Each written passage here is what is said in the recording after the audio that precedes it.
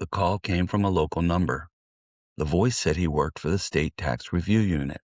He sounded calm, professional, even helpful.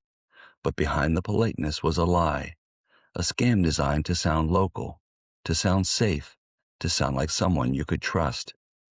Tonight, we uncover the truth behind the local tax scam, a plot designed to capitalize on seniors associating the local connection, dropping their defenses, and mistakenly compromising their trust circle just long enough with scammers who don't pretend to be the IRS, they pretend to be your neighbors.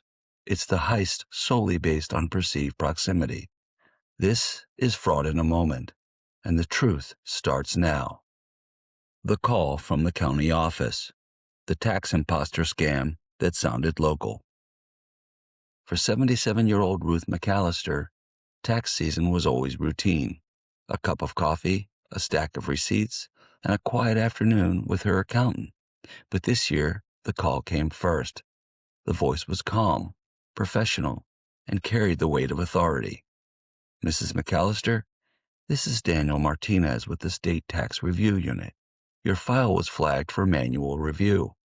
It shows unresolved items, possibly an older balance or missing returns. Ruth's heart tightened. The caller ID displayed a local number.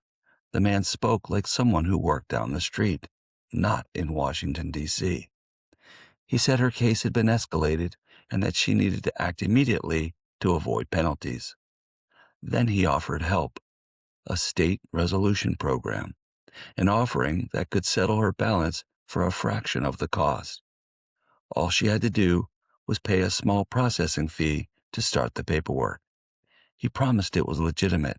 He promised it was confidential, and he promised she'd be clear with the state by the end of the day. Ruth hesitated.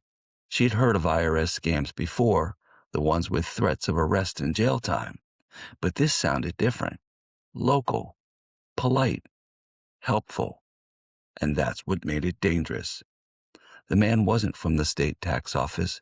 He was part of a growing network of state and local tax imposters, scammers who mimic legitimate agencies, use local phone numbers, and borrow the names of real tax relief companies to sound credible.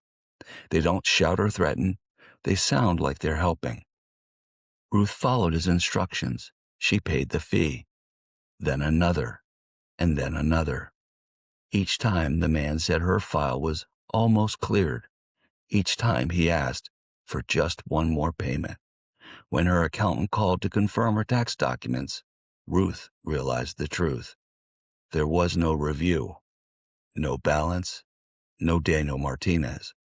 Just a scammer who had used local familiarity and false urgency to steal her trust and her savings. What did we learn from this story? 1. State and local imposters sound more believable than IRS scammers. They use local phone numbers and familiar language to appear legitimate. 2. Real tax agencies never call first. They always send official letters by mail before any phone contact. 3. Politeness doesn't mean legitimacy. Scammers often act calm and professional to lower your guard. 4.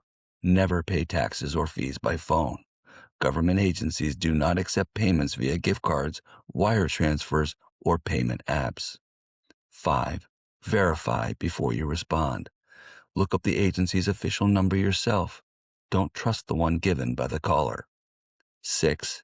Beware of resolution programs or fresh start offers.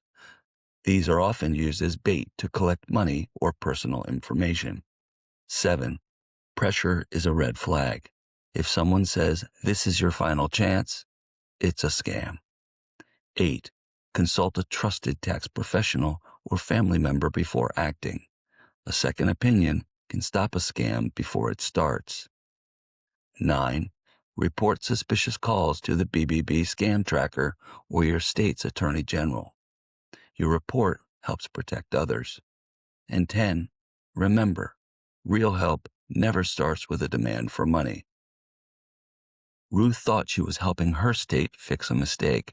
Instead, she was helping a stranger empty her account.